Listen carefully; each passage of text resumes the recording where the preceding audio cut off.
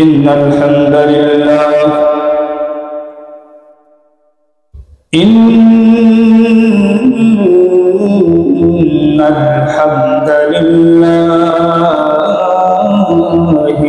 الأكرم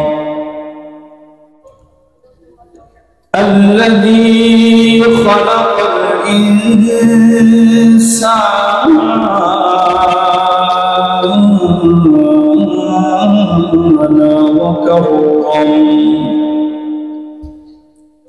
وكرمه وعلمه من البيان ما لم يعلم فسبحان الذي لا يحصى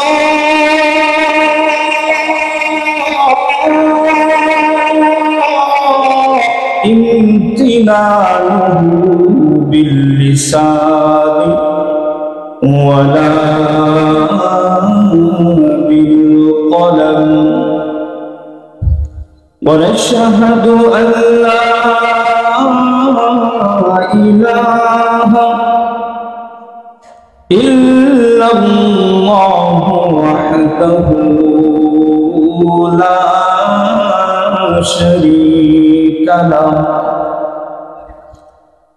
لا ضد له ولا ند له ولا مثل له ولا مثال له ونشهد أن سيدنا وسندنا وحبيبنا وكبيبنا وطبيبنا وطبيب قلوبنا ومولانا وأولانا محمد ومولانا وأولانا محمدا عبده ورسوله الذي أرسله بالحق إلى كافة للناس بشيرا ونذيرا وداعيا إلى الله بإذنه وسراجا وقمرا منيرا أما بعد فأعوذ بالله من الشيطان الرجيم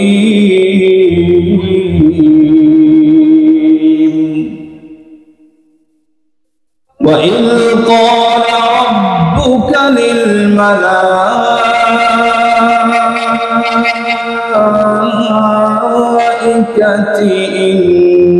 إني جاعل في الأرض خليفة قالوا أتجعل فيها من يفسد فيها ويسفك الدماء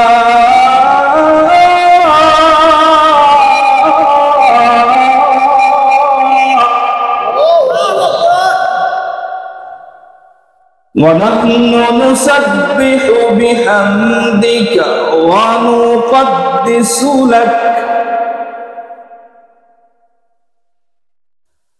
قال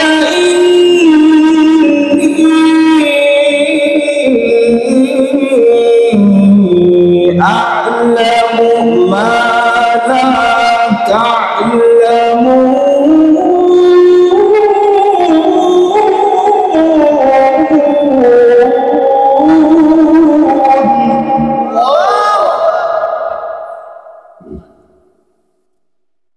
وقال تعالى وما أرسلناك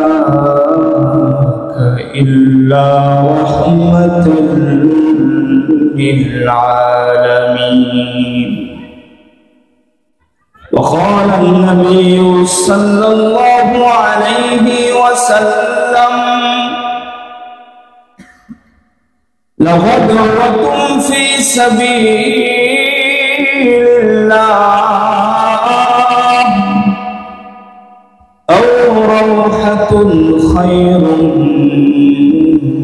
من الدنيا وما فيها أو كما قال النبي عليه الصلاة والسلام. صدق الله مولانا العظيم وصدق رسوله النبي الأمي الكريم ونحن على ذلك لمن الشاهدين والشاكرين والذاكرين والحمد لله رب العالمين.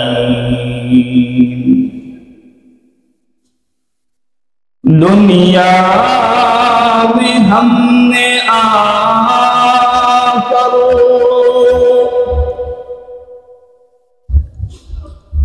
दुनिया में हमने आकर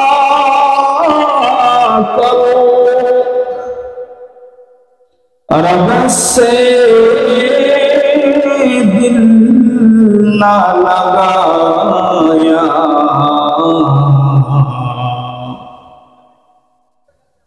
सोचा नहीं हमने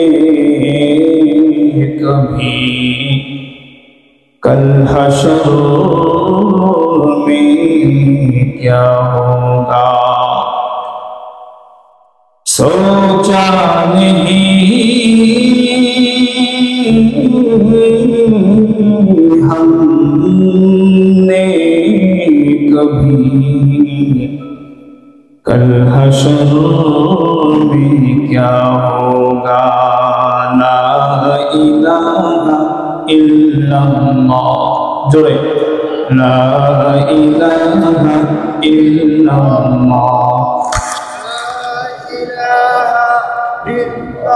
महफिलेर मধ্যে হাম্বল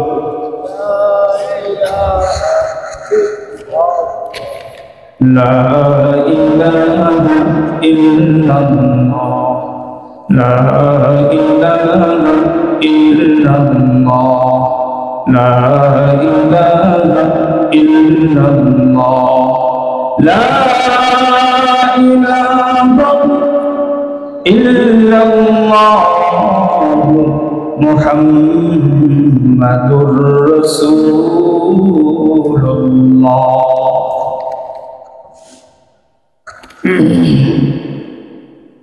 দক্ষিণ সেনওয়া জামে মসজিদ উন্নয়ন কল্পে ও যুব সমাজের উদ্যোগে আয়োজিত 12তম ওয়াজ মাহফিলের মুহতারাম সম্মানিত সভাপতি, প্রধান অতিথি, বিশেষ অতিথিবৃন্দ, আমার পূর্বে যিনি আলোচনা করেছেন আমার বন্ধুগণ, কোকিল কণ্ঠের অধিকারী, যিনি তার সুমধুর কণ্ঠের মাধ্যমে গোটা বাংলা আনাচে কানাচে সমস্ত জায়গাগুলোতে কোরআনের বাণী ছড়িয়ে দিয়ে থাকেন, হাফিজ মাওলানা মুহাম্মদ মুর্শিদুর রহমান সিদ্দিকী বারাকাল্লাহু ফি হায়াতি, সকলেই বলি আমিন। আমার সামনে উপবিষ্ট আছে বিভিন্ন জায়গা থেকে আগত দিন প্রিয় দিনদার পরহেজগার মুত্তাকি যুবক ভাইয়েরা, উপস্থিত আছেন বৃদ্ধ বাবাজিরা, আরো উপস্থিত আছেন পর্দার অন্তরালে শ্রদ্ধেয় সম্মানিতা মা ও বোনেরা। সৃষ্টি মহান স্রষ্টা দয়াময় মহান আল্লাহ জাল্লা শানুহু ওয়া আম্মা নাওয়ানুহু এর দরবারে লাখো কোটি শুকর, যিনি আমাদেরকে আজকের এই তাফসীরুল কুরআন মাহফিলে আসার বসার তৌফিক প্রদান করেছেন। এজন্য আমরা সকলেই ওই মহান রবের দরবারে মুমিন হিসাবে, ইমানদার হিসাবে, মুসলমান হিসাবে একজন মুমিনের যে আওয়াজ থাকা দরকার, সেই আওয়াজকে উঁচু করে এমন আওয়াজ মুমিনের ছিল পূর্বে যে আওয়াজ শুনে গোটা পৃথিবীর সমস্ত বাতিল পন্থীরা লেজ গুটিয়ে পালিয়ে যেতে বাধ্য হয়েছে। কথা বলেন। আজকে আর মুসলমানদের আওয়াজ কমে যাওয়ার কারণে পৃথিবীর রামপন্থী আর বামপন্থী, নাস্তিক বলেন, বেঈমান বলেন, ইহুদি বলেন, খ্রিস্টান বলেন, হিন্দু বলেন, বৌদ্ধ বলেন, মুসলমানদের বিরুদ্ধে কথা বলার সাহস এজন্যই পায় মুসলমানরা তাদের আওয়াজকে কমিয়ে দিয়েছে। না হলে স্বৈরাচার যদি মুসলমানদের আওয়াজে পালিয়ে যেতে পারে, অন্য সময়ের কথা তো বাদ দিলাম, 24-এর কথাই বলি, শুধুমাত্র কেবলমাত্র স্কুল কলেজের ছেলেমেয়েরা আওয়াজ তুলেছিল, লাঠিও হাতে নিতে হয় নাই, অস্ত্র হাতে তুলতে হয় নাই, শুধুমাত্র স্লোগান আর লং মার্চ করার কারণেই স্বৈরাচার তার 360 জন সংসদ সদস্য সহ সবগুলো একসাথে পালিয়ে যেতে বাধ্য হয়েছে। এই আওয়াজের বলতে পারি, মুসলমান আপনাদেরকে একটু স্মরণ করায় দেই, পূর্বে পরিস্থিতি এমন ছিল, কোন বেঈমানরা মুসলমানদের বিরুদ্ধে কথা বলবে তো দূরে থাক, মুসলমানদের সামনে মাথা উঁচু করে দাঁড়ানোর পর্যন্ত সাহস করে নাই। অথচ অল্প সময়ের ব্যবধানে, সামান্য সময়ের ব্যবধানে আজকের এই ইহুদি বলেন, খ্রিস্টান বলেন, বৌদ্ধ বলেন, নাস্তিক বলেন, ইসলামের যতগুলি শত্রু আছে, এরা আজ শুধু মুসলমানদের বিরুদ্ধে আওয়াজই করতেছে না, মুসলমানদেরকে হত্যা করতেছে। এজন্য আমাদের আওয়াজ দরকার আছে না নাই? আরো জোরে বলেন আছে না নাই? এজন্য আমরা আমাদের প্রত্যেকের যে কণ্ঠ আমাদের রব আমাদেরকে দিয়েছে, সে কণ্ঠকে উজাড় করে ছেড়ে দিয়ে ওই মহান রবকে রাজি করার জন্য, খুশি করার জন্য সকলেই কালিমাতুর শুকর আদায় করি, আলহামদুলিল্লাহ। আরো জোরে বলি আলহামদুলিল্লাহ। আল্লাহ আমাদের সবাইকে কবুল করুন। প্রিয় ভাইরা আমার, আলোচনার সিস্টেম হলো, পূর্বে যিনি আলোচনা করেন তার আলোচনাকে টেনেই আলোচনা করা, এটাই আলোচনার নিয়ম। আমার পূর্বে যিনি আলোচনা করেছেন, তার পূর্বেও যিনারা আলোচনা করেছেন, শানে রিসালাতের উপরে ওনারা কথা বলেছেন। তবে আমি যে আয়াতে কারিমা তেলাওয়াত করেছি, সূরাতুল বাকারা, কোরআনুল কারীমের 1 নম্বর পারার 5 নম্বর পৃষ্ঠার একেবারে প্রথম আয়াত।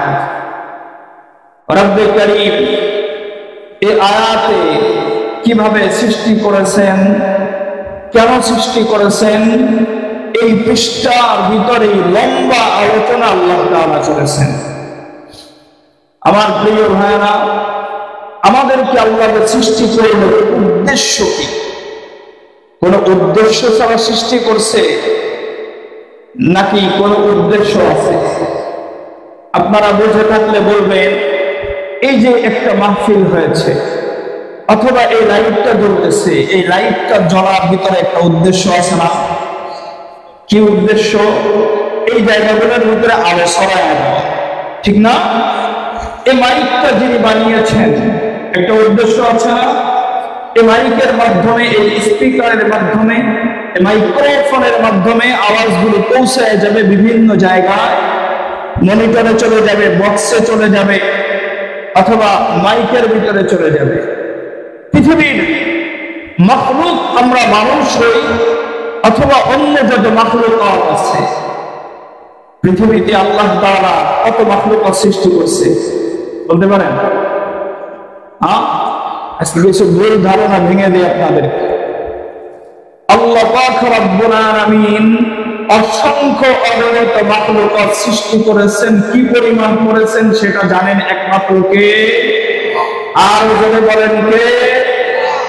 আপনারা যে শুনে থাকেন 18,000 মাখলুকাত অথবা 2 লক্ষ বা 1,24,000 পয়গম্বর, এই কথাগুলি ভিত্তিহীন।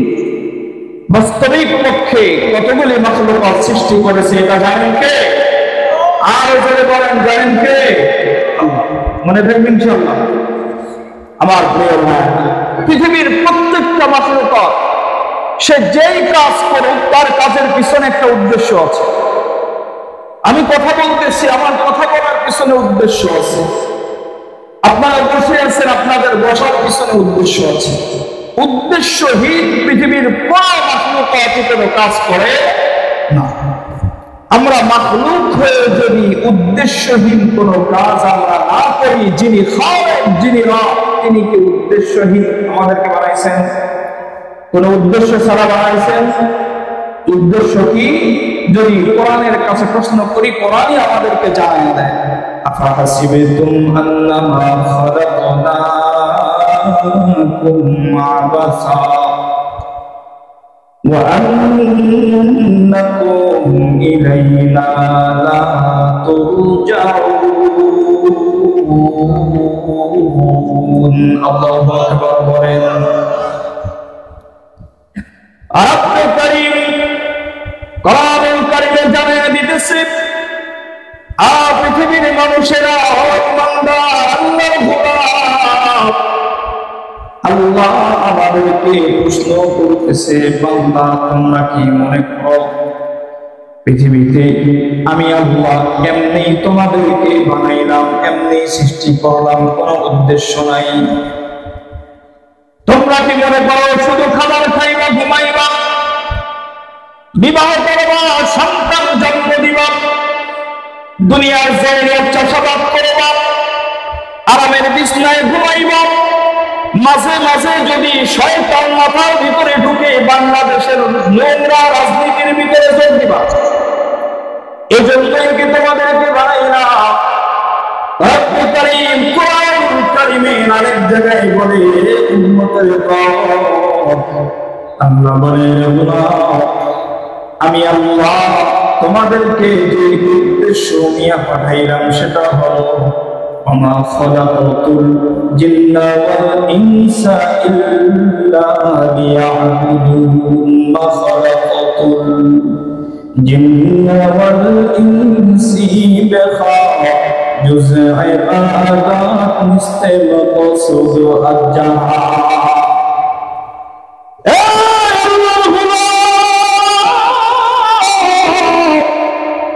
আমার মালিক জানায় দেয়, হে বান্দা দুনিয়ার জমিনে আমি আল্লাহর কাছে কি চাইছো আর আমি আল্লাহ দেই না এমন তো কোনো কিছুই নাই বান্দা। যা চাইছো তাও আমি আল্লাহ মানতুম না। এর মুমিন যা চাও নাই তাও আমি আল্লাহ তোমাদেরকে দান করলাম। বলতে পারো হুজুর আল্লাহর কাছে কি চাই নেই আল্লাহ আমাদেরকে দিছে। আমি আপনাদের কাছে জানতে চাই, আমরা যখন মায়ের গর্ভের ভিতরে ছিলাম আল্লাহর কাছে বলছি যে আল্লাহ আমাদেরকে মানুষ বানায় দুনিয়ায় পাঠান?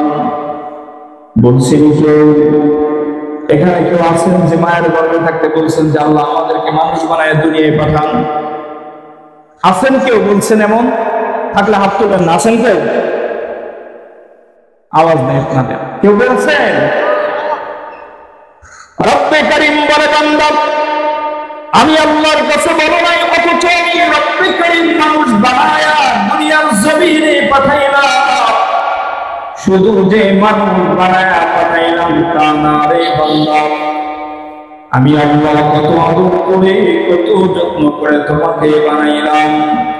এ বান্দা তোমাদেরকে বানানোর সময় পর্যন্ত যখনই ফেরেশতাদের কাছে জিজ্ঞাসা করবা, আল্লাহ বলেন ওয়া ইয ক্বালা রাব্বুকা লিল মালাইকাতি ইন্নী জাইলুন ফিল আরদি খলিফা। রব্বে কারীম যখন আমাদেরকে বানানোর সিদ্ধান্ত দিলেন, সমস্ত ফেরেশতাদেরকে ডাকলেন, ও ফেরেশতারা, দুনিয়ার জমিনে আমি আমার খলিফা নিযুক্ত করতে চাই, দুনিয়ার জমিনে আমি ইনসান বানাইতে চাই, মানুষ বানাইতে চাই, এ ব্যাপারে তোমরা কি বলো? মুসলমান পরামর্শ আল্লাহ করছেন কাদের সাথে? বলেন না কাদের সাথে? ফেরেশতাদের সাথে। আল্লাহকে পরামর্শ করার দরকার আছে। এইভাবে উঠাউঠি করলে বন্ধ করে দিব। একজন উঠবেন না, একজন উঠবেন, বন্ধ করে দিব। একবারে আদবের খেলাফ। ভাই, আলোচনার মন মানসিকতা ঘুরে যাচ্ছে। সবাই বসেন, বসেন ভাই, সবাই বসেন, একজন লোক উঠবেন না।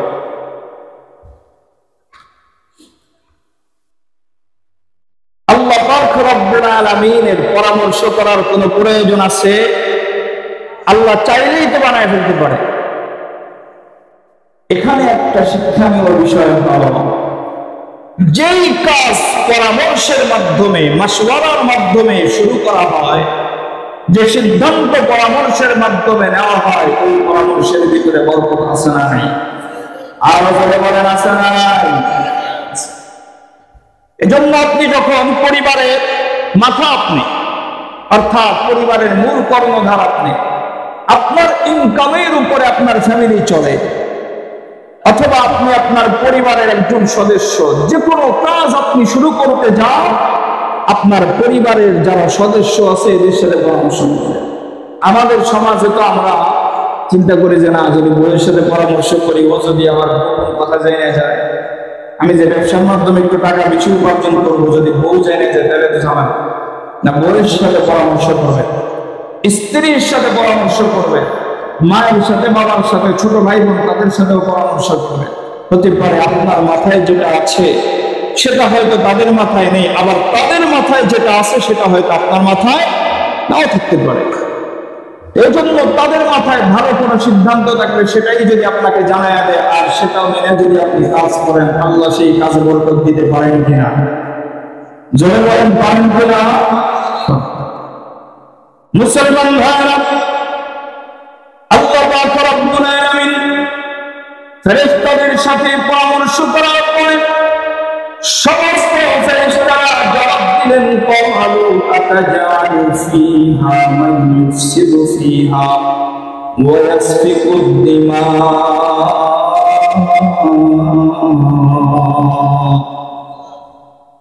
আল্লাহ পাক রব্বুল আলামিন, আল্লাহ তাআলা আপনার ইবাদত করার জন্য, আপনার তাসবিহাত পাঠ করার জন্য, মানে আপনাকে ডাকার জন্য তো আমরা ফেরেশতারাই যথেষ্ট আছি। আল্লাহ, দুনিয়ার জমিনে ইনসান বানানোর আবার কি প্রয়োজন?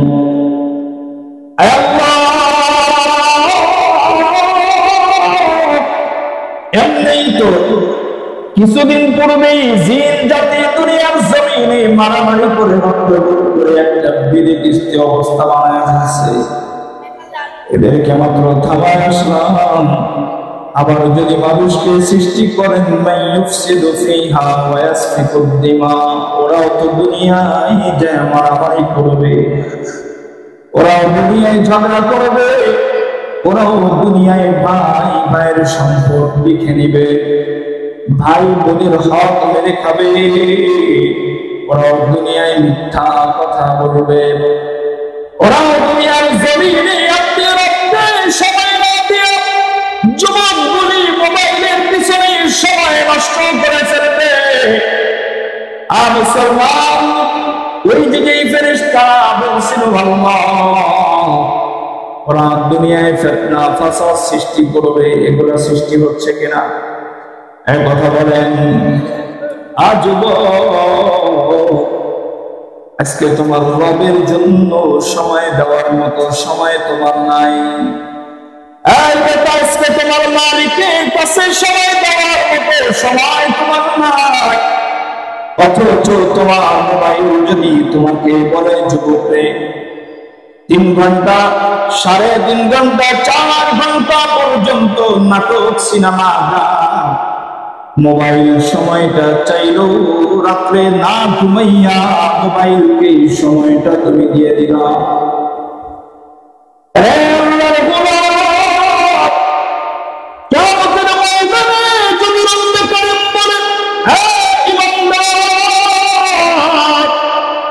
এই যে চক্ষু তুই দেখতেছো, এই চক্ষু আমি আল্লাহ তোরে দান করলাম।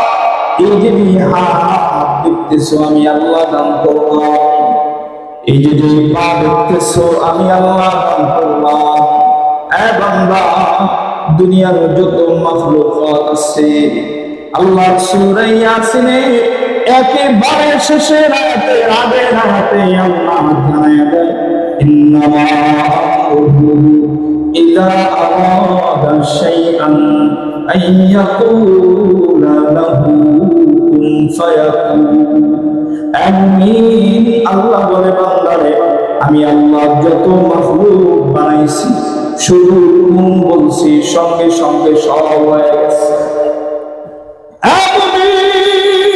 আমি আল্লাহ এত বড় আসমান তৈরি করলাম, এত বড় জমিন আমি আল্লাহ বানাইলাম।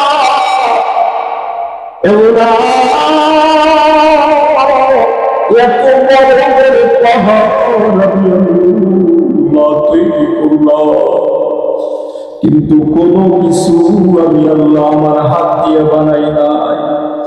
বান্দা, অথচ চোখটাও আমি আল্লাহ নিজের হাত দিয়ে বানাইলাম।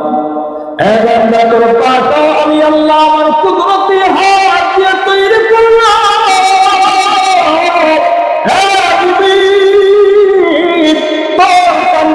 আমি আল্লাহ নিজের হাত দিয়া তৈরি করলাম। বান্দা, আমি আল্লাহ চাইলেই মুহূর্তের ভিতরে, একদিনের ভিতরে তোরে বানাইয়া দুনিয়ার জমিনে ভূমিষ্ঠ করতে পারতাম, কিন্তু বান্দা না, আমি আল্লাহ 10 মাস পর্যন্ত সময় নিয়ে তোরে তৈরি করলাম। বান্দা, কেমনে বানাইলাম? আমি আল্লাহ 40 দিন পর্যন্ত সময় নিয়ে হাত বানাইলাম, 40 দিন সময় নিয়ে আমি আল্লাহ পা বানাইলাম, 40 দিন সময় নিয়ে আমি আল্লাহ কান বানাইলাম। এভাবে প্রত্যেকটা অঙ্গ প্রত্যঙ্গ বানানোর জন্য আমি আল্লাহ 40 দিন করে সময় ব্যবহার করলাম। এমনই যেখানে নাক রাখা দরকার সেখানে নাকটাকে রাখলাম, যেখানে পা রাখা দরকার সেখানে পা রাখলাম, যেখানে জবান রাখা দরকার সেখানে জবান রাখলাম। এগুলো আমি বুঝাইতে চাই, ভালো করে খেয়াল করো যুবক। আজকে যৌবনের কারণে কত বাহাদুরি দেখাও। যুবক, আমি জানতে চাই যে প্যান্ট পরে এত ভাব দেখাও, যদি পা দুইটা আল্লাহ না দিতেন প্যান্ট কি পরতে পারতাম? কথা বলো, পারতানি। আর যখন এই হাত দিয়ে এত স্টাইল মোবাইল টিপে করো, সেই করো।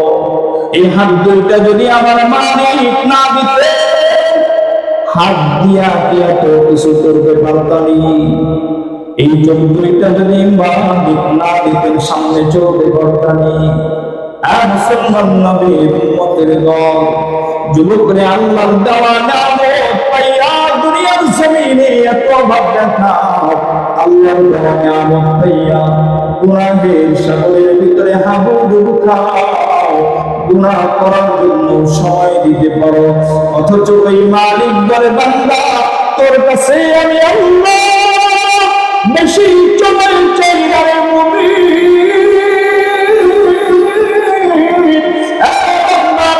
সারাদিন তোর কাছে সবাই চাই না বান্দা, আমি তো বলি না তুই তোর দিনের 24টা ঘন্টা আমি আল্লাহর কুদরতের সিজদা দিয়ে খাও। আমি শুধু এতটুকু চাই তুই শুধু মুয়াজ্জিনের আযান তোর কানে যখন সঙ্গে সঙ্গে নামাজের মুসল্লায় দাঁড়াইয়া আমি আল্লাহকে আল্লাহু আকবার বলে নামাজের মুসল্লায় দাঁড়ায়া যায়। বান্দা নামাজে দাঁড়ায় গেছো, একা একাই বলতেছো আলহামদুলিল্লাহি রাব্বিল আলামিন।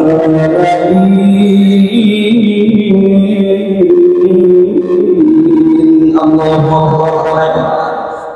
আল্লাহ বলে বান্দারে নামাজের ভিতরে দাঁড়াইয়া কেউ শুনে না, একা একাই বলতেছো আলহামদুলিল্লাহি রাব্বিল আলামিন। ও আল্লাহ, যত প্রশংসা হতে পারে, যত প্রশংসা হয়েছে, যত প্রশংসা হচ্ছে, সমস্ত প্রশংসা কার?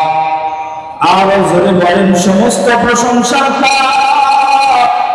আর মুসলমান আর জোরে বলেন সমস্ত প্রশংসা কার? সন্দেহ আছে? নেতার নেই সমস্ত প্রশংসা।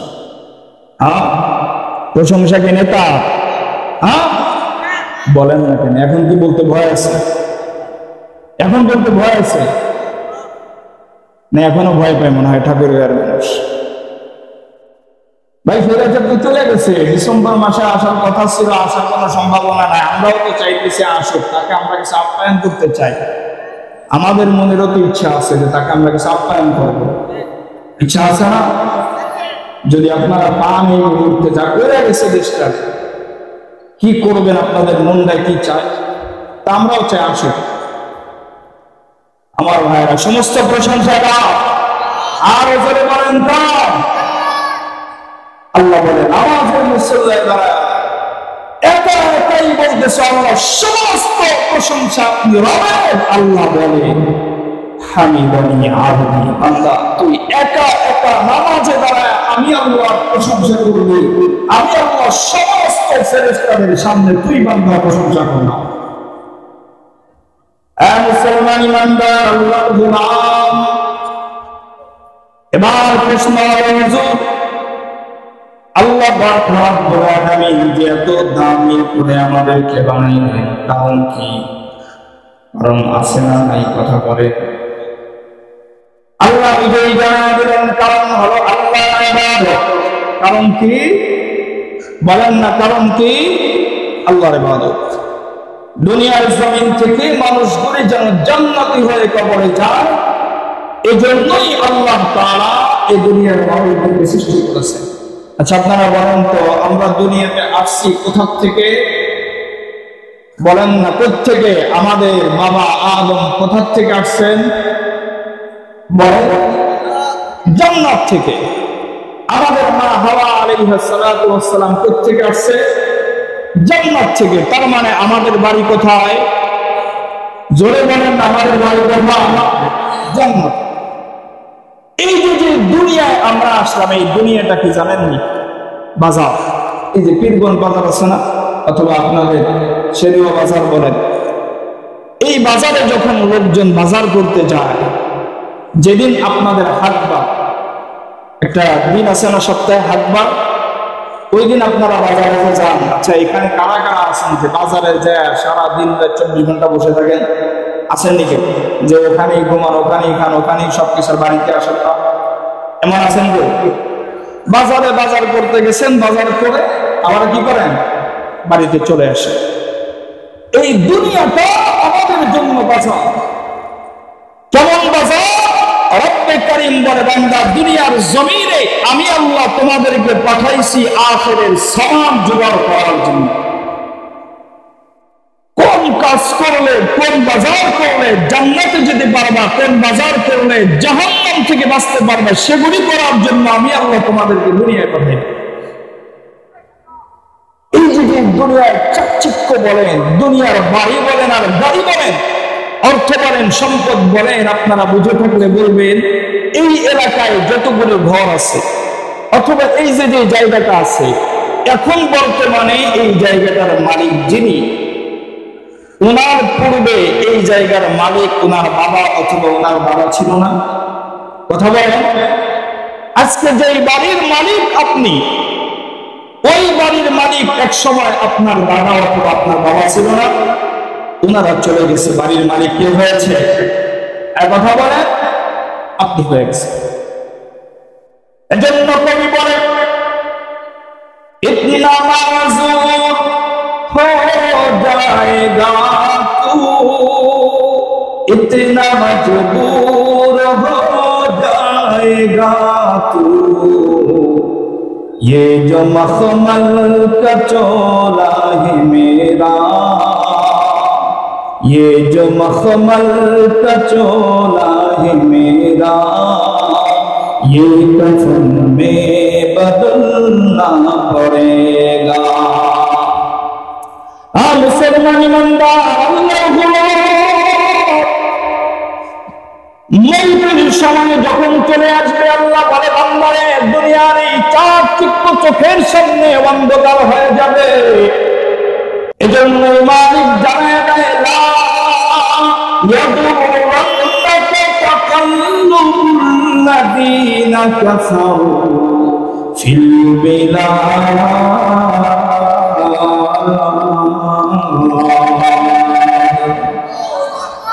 আল্লাহ বলেন দুনিয়ার এই জমিনের চাকচিক্য এগুলি দেখেই সন্তুষ্ট হইও না রে মুমিন।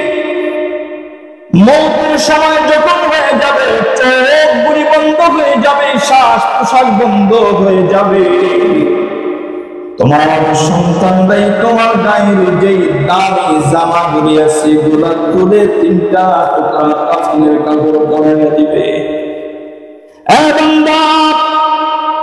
শুধু তোমার সাথে তিনটা টুকরা কাফনের কাপড় ছাড়া আর কিছু কবরে যাবে না। দুনিয়ার জমিনে আমি আল্লাহর হুকুম যদি আদায় করে থাকো, দুনিয়ার জমিনে আমি আল্লাহর ইবাদত যদি করে থাকো, শুধুমাত্র কেবলমাত্র সেগুলির সাথে করে কবরে আসবে।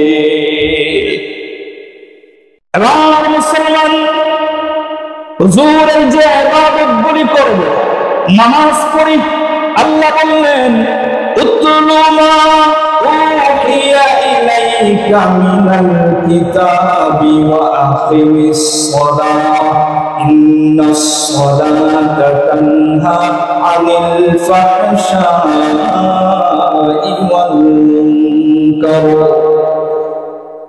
হুজুর আল্লাহ যে বললেন ইন্নাস সালাতা নিশ্চয়ই নামাজ তানহা বিরত রাখবে আনিল ফাহশাই ওয়াল মুনকার, ফাহিশা এবং অশোভনীয় কাজ থেকে। ওই হুজুর আমাদের নামাজ তো আমাদেরকে গুনাহ থেকে বাঁচায় না, প্রশ্ন আছে না নাই? এক কথা বলে যে হুজুর এত নামাজ পড়ি গুনাহ থেকে তো বাঁচতে পারি না, কারণ হুজুর রমজান মাসে রোজাও তো রাখে, দান সাদাকাও করি, মসজিদের কাজ হয় সেখানে 5 বস্তা সিমেন্টও দিতেছি, কিন্তু আমি তো গুনাহ থেকে বাঁচতে পারি না, কারণ কি?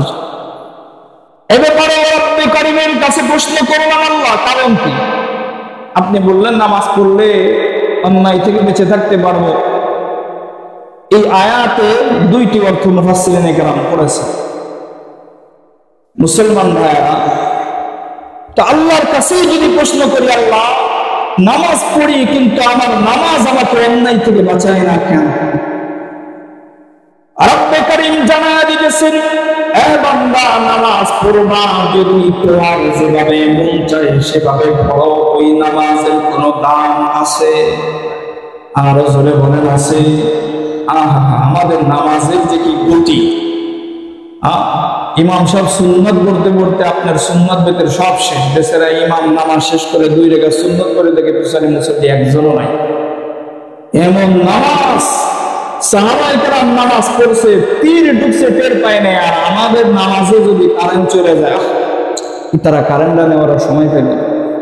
কথা বলে কতজন মুরব্বিত্ব অবস্থায় এমন নামাজের ভিতরে যদি নামাজের আগে কারেন্ট চলে গেছে, গরমের দিন হুট করে নামাজে কারেন্ট আসছে, এ থেকে আলহামদুলিল্লাহ আল্লাহ বাঁচাইছে। আছে না নাই? কথা বলেন। এগুলা ঠাকুর এগুলো ঢাকার দিকে আছে, আছে না আপনাদের এলাকা? এত আসতে বলেন কেন? নিজের এলাকার ঘটনা আসতেই যদি বাইরের লোক জানা যায়। আল্লাহু আকবার! কি যে কোয়ালিটি আমাদের নামাজের! রোজার কোয়ালিটি তো আরো ভয়ঙ্কর। আল্লাহর বান্দা রোজা রাখে অথচ মসজিদের ধারে কাছে যায় না, নামাজ পড়ার দরকার কি? দিল পবিত্র থাকলে হয়েছে। ওই যে খাজা বাবার গান, গান গো পীরের মুরিদ হলে নামাজ রোজা লাগে না, আসেনি আপনাদের এলাকায়? আছে এগুলা? কয় না? আমগো পীরের মুরিদ হলে নামাজ রোজা লাগে না, পীরের মুরিদ হবে যারা জান্নাতে যে যাবে তারা, পীরের মুরিদ হবে যারা জান্নাতে যে যাবে তারা, পীরের মুরিদ যে হবে না জাহান্নাম তার ঠিকানা। নাউজুবিল্লাহ। আস্তে করে কোন, আর আস্তে কোন। পীরের মুরিদ যে হইতো না এর বলে জাহান্নাম ঠিকানা। আসেনি এরকম ভণ্ডপীর বাংলাদেশে? খেতা বাবা, বদনা বাবা, গোলাপ শাহ বাবা, ল্যাংটা বাবা, আপনারা দেখেন নাই মনে হয়? আমার সায়েদাবাদ টার্মিনাল মসজিদ, তো ওখান থেকে গুলিস্তান তো একবারে কাছে। এই গুলিস্তানই আছে গোলাপ শাহ মাসাজ। এই গোলাপ শাহ যে কেনা আল্লাহ বলে। আল্লাহ আমাদের সবাইকে এগুলা থেকে হেফাজত করুক। আর জোরে বলেন আমিন।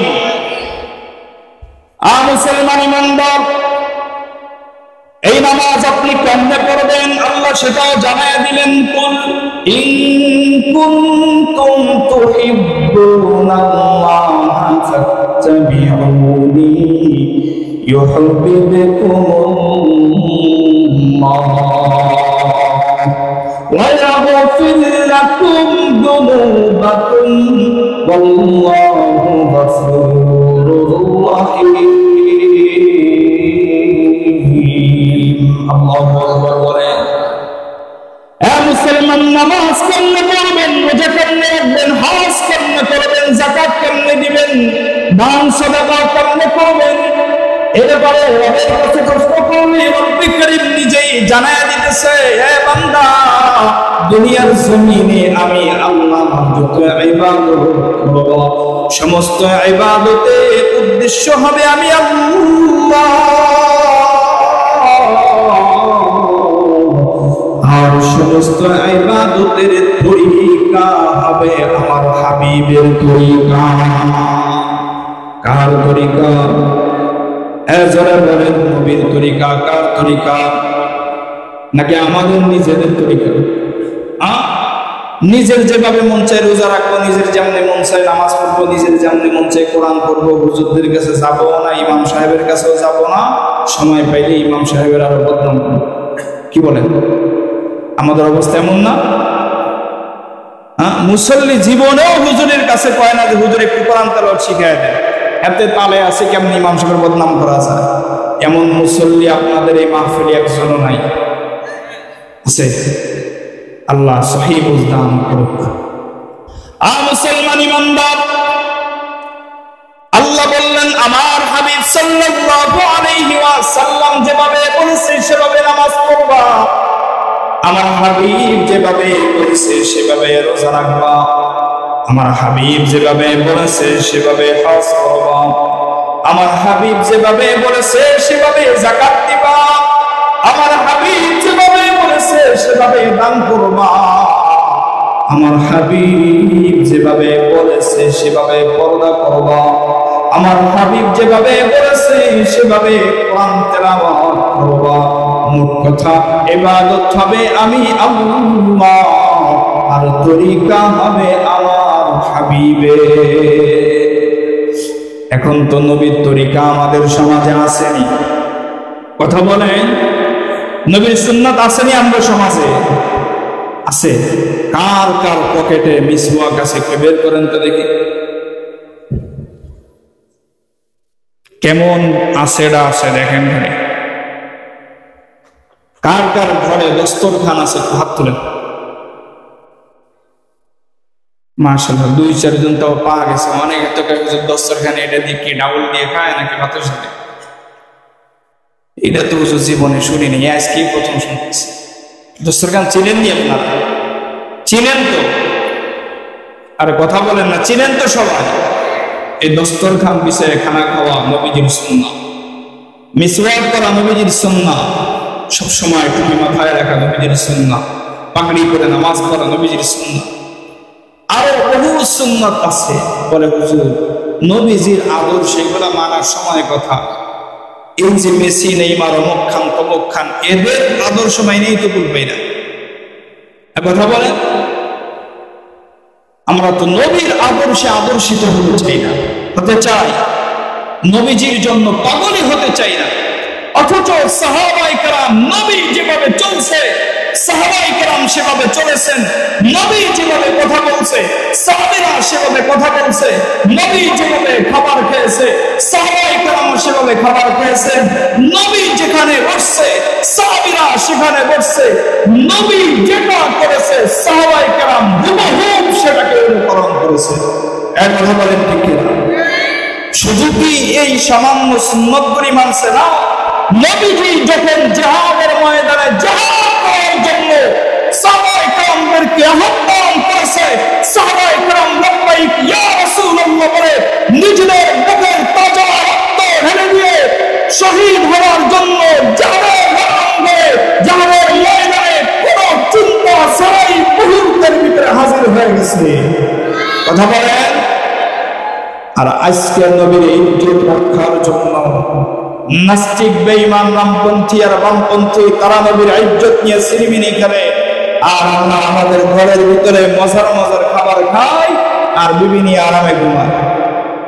আর কথা বলেন, নবী যদি কিয়ামতের ময়দানে বলে আল্লাহ এই উম্মত গুলিকে দুনিয়ায় রেখে আসছিলাম, আমার ইজ্জত নিয়ে সিরিমিনি খেলছে, আমার আদর্শকে দুনিয়ার জমিন থেকে মিটিয়ে দিতে চাইছে, রাত এদের কোনো ভূমিকা ছিল না, আজকের হাউজে কাউসারের পানি আমি এদেরকে পান করাবো। কোন জবাব আছে আপনাদের কাছে? আর মুসলমানের জন্য নবীর ভালোবাসায়, নবীর প্রেমে যদি কখনো জীবন দেওয়ার প্রয়োজন হয়, নবীর ইজ্জত রক্ষার্থে ইসলামের জন্য নিজেদের বুকের তাজা রক্ত ঢেলে দিয়ে নবীর ইজ্জতকে রক্ষা করার জন্য প্রস্তুত আছেন কারা কারা? একটু হাত তুলে দেখা। আল্লাহ আমাদের সবাইকে কবুল করুন। মুসলমান, নবীজির জন্য সাহাবায়ে কেরাম কেমন পাগল ছিলেন, নবীজিকে সাহাবীরা কেমন অনুকরণ করেছেন। নবীজির সাহাবী হযরত আবু বকর সিদ্দিক রাদিয়াল্লাহু তাআলা মুসলমান নবীর উম্মতের দল, এমন একজন সাহাবী নবীজি হিজরতের রাত্রিতে গভীর রজনী আবু বকরের দরজায় আওয়াজ দিছে, আস্তে করে একটা টোকা দেওয়ার সঙ্গে সঙ্গে আবু বকর দরজা খুলে দিছে। নবীজি ডাক দিয়ে বলে, ও ভাই আবু বকর, দরজায় টোকা দিলাম মাত্র একটা, এত তাড়াতাড়ি কেমনে খুললেন? সিদ্দিক আকবর ডাক দিয়ে বলতেছে, পয়গম্বর, আজ থেকে বহুদিন পূর্বে আপনি যখন বলছিলেন আবু বকর, আমি আবু বকর আপনার হিজরতের সঙ্গী হব, আপনার সাথী হব, পয়গম্বর ওই রাত্রের পর থেকে, ওই দিনের পর থেকে একটা রাত্র আমি আবু বকর বিছানার সাথে পিঠ লাগাই না। আমি আবু বকর অপেক্ষায় থাকি,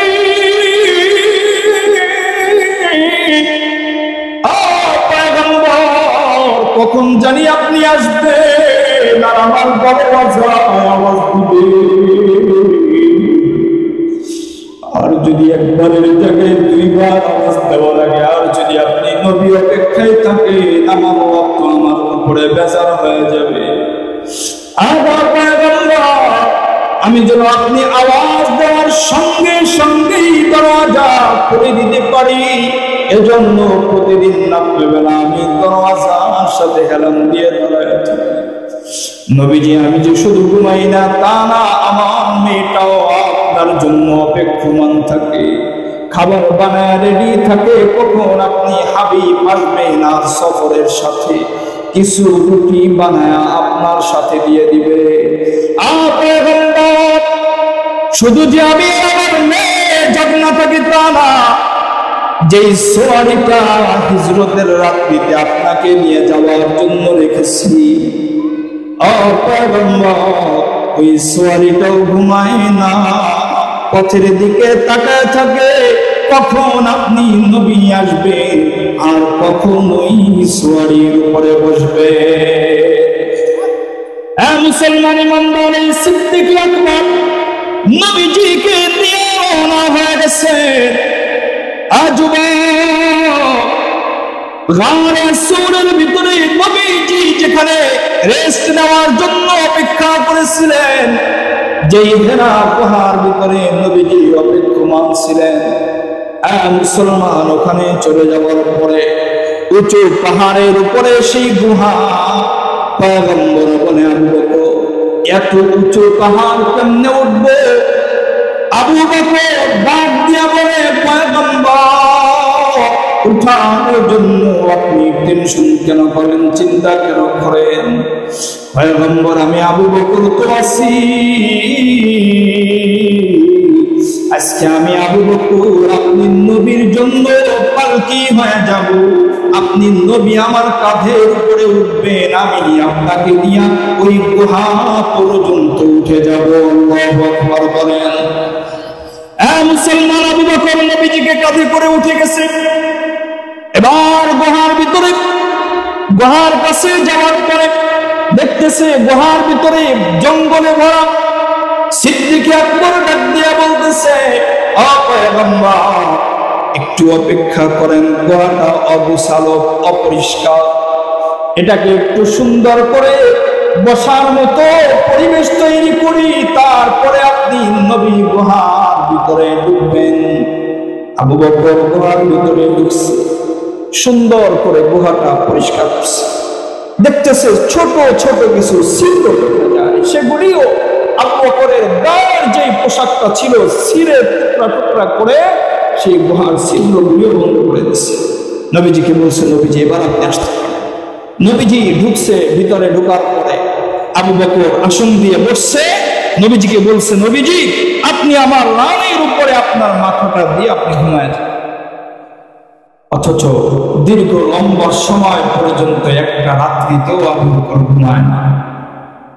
এত উঁচু পাহাড় নবীকে কাঁধে করে আবু বকর উপরে উঠে গেছে, এরপরেও আবু বকরের শরীরে কোনো ক্লান্তি নাই, কারণ আবু বকরের দিলের ভিতরে নবীর জন্য মায়া কি পরিমাণ হতে পারে অনুমান করা যায়?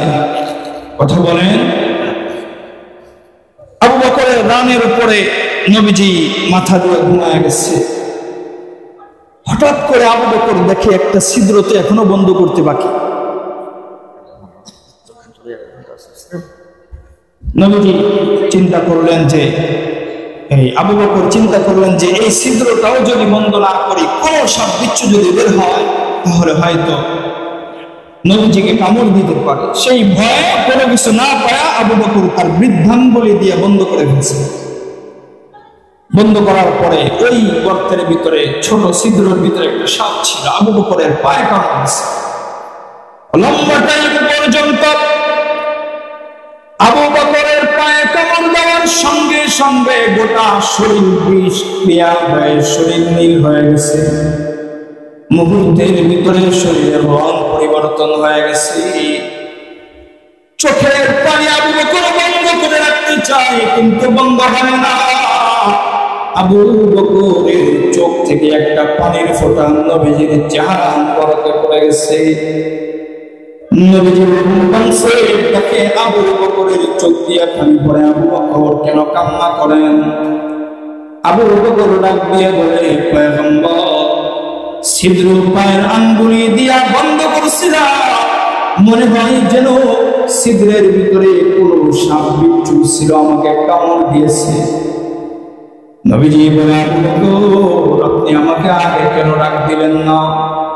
আবু বকর বলে, পয়গম্বর আমি এজন্য ডাক দেই নাই, আপনি নবীর যদি ঘুম ভেঙে যায়, ক্লান্ত শরীর হয়তো বা কষ্ট পেতে পারেন, এজন্য আমি কোনো আওয়াজ দেই নাই।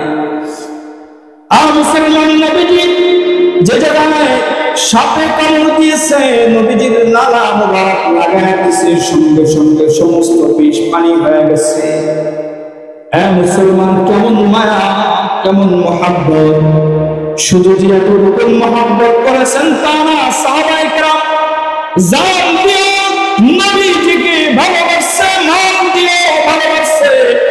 আমাদের ভিতরে আমরা বহু মানুষ আছি, জবানে বলি নবীকে ভালোবাসি, নবীকে জান দিয়েও ভালোবাসতে রাজি, কিন্তু মাল খরচ করতে রাজি নেই। এমন লোক আছে না নাই? একথা বলে নবীজিকে মহব্বত করি, খুব ভালোবাসি, কিন্তু নবীর প্রেমে, নবীর ভালোবাসা, আল্লাহ দ্বীনের জন্য যদি বলা হয় যে কিছু সদকা করেন, কিছু দান করেন, আমরা করতে রাজি থাকি? একথা বলেন না। সাহাবায়ে কেরামের ভিতরে হযরত উসমান, নবীজি মসজিদে নববীতে এরকম সাহাবীদেরকে নিয়ে বসে সেই জায়গার ভিতরে এই সাহাবীদেরকে বলছে যে এই সামনে থেকে একজন দাঁড়াও, যে জিহাদের ময়দানের জন্য কিছু দান করবে। তো হযরত উসমান সামনে থেকে দাঁড়ায় গেছে, আল্লাহ রাসূল আমি জিহাদের ময়দানের জন্য 100 তরবারি দান করব, সুবহানাল্লাহ। এরপরে নবীজি বলছে আচ্ছা পিছন দিক থেকে একজন দাঁড়াও। হযরত উসমান সামনের থেকে দৌড়ে চলে গেছে পিছনে, লাব্বাইক ইয়া রাসূলুল্লাহ আমি আরো 100 তরবারি দান করব। এবার বলছে ডান দিক থেকে কেউ, হযরত উসমান দৌড়ে ডান দিকে চলে আসছে, ইয়া রাসূলুল্লাহ আমি আরো 100। কত হলো? জোরে বলেন কত হলো? 300। এবার বলতেছে বাম দিক থেকে কেউ, হযরত উসমান দৌড়ে বাম দিকে চলে আসছে। এরকম ডান বাম সামনে পিছনে মাঝখানে করে হযরত উসমান 500 উট দান করছে। নবীজির চেহারার ভিতরে মুস্কি হাসি দিয়ে ফেলছে। নবীজির মুস্কি হাসি দেখে হযরত উসমান বলে আল্লাহর রাসূল জিহাদের ময়দানের জন্য আমি আরো 100 নবী তো খুশিতে বকবকুব করা, নবীর চেহারার ভিতরে মনে হয় যেন নূরে গোটা ময়দানটা আলোকিত হয়ে গেছে। হযরত উসমান নবীর চেহারার নূর চমকাইতে দেখে বলে নবীর দান এখনো শেষ হয় নাই, অপেক্ষা করেন। দৌড়ে চলে গেছে ঘরের ভিতরে, বিবিরে প্রায় বিবি যা আছে সব প্যাকেট করে ফেলো, যা আছে তোমার স্বর্ণ অলংকার সব গুছায় ফেলো। বিবি বলে মনে হয় ভালো কোনো ব্যবসা পাইছো। হযরত উসমান বলে ব্যবসাতে পাইছি এমন ব্যবসা যে ব্যবসার অফার জীবনে কোনোদিন আসে না। বিবি তাড়াতাড়ি প্যাকেট করে দাও। বিবি সব প্যাকেট করে দিছে। নবীজির সামনে হযরত উসমানের ওই সময় যা ছিল সব এনে নবীজির সামনে হাজির করছে। আল্লাহর রাসূল এই যে আমার ঘরে যতটুকু ছিল যা ছিল সব আমি আজকে জিহাদের ময়দানের জন্য দান করলাম। এই উসমানের ভূমিকা রাখা আমাদের পক্ষে সম্ভব? এক কথা বলেন, পারবো? কি বলেন? হিম্মত নাই মনে হয়?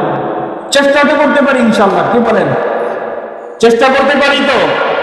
আপনাদের মাহফিল, এই মসজিদ উন্নয়ন কল্পে মাহফিল, আমার প্রিয় ভাইরা, এই মাহফিলের জন্য হযরত উসমানের ভূমিকা, হযরত উসমানের ভূমিকা পালন করে যারা কিয়ামতের ময়দানে হযরত উসমানের কাতারে আপনিও দাঁড়ায় যদি বলেন আপনাদের এই মসজিদের জন্য, এই মসজিদের উন্নয়নের জন্য আমার ভাই একটা ইটও যদি দান করেন, এক বস্তা সিমেন্ট দেন, অথবা এক কন্টেইনার, অথবা এক টন পারেন, অথবা যতটুকু আপনার পক্ষে সম্ভব হয়, যদি রডে দেন, অথবা আপনি রড মিস্ত্রিদের খরচ হিসাবে কিছু টাকা দিয়ে হেল্প করলেন, যতদিন পর্যন্ত এই মসজিদ থাকবে, যত মুসল্লি নামাজ পড়বে, যত লোক মসজিদের ভিতরে ইবাদত করবে, সমস্ত ইবাদত থেকে একটা করে অংশ আপনাদের আমল নামায় অটোমেটিক আল্লাহ তাআলা পৌঁছায় দেবে। এজন্য সাদকায়ে জারিয়া হিসাবে পরকালে যেন পান, নিজের জন্য, মায়ের জন্য হাহাকার করতেছে, তাকায় আছে সন্তান রে, কষ্ট করে লালন করলাম, পালন করলাম, বড় করলাম, তোমাকে উপযুক্ত বানাইলাম, সন্তান আজকে কবরে খুব খারাপ অবস্থায় আছি, আমাদের জন্য যতটুকু পারো তুমি কিছু দাও।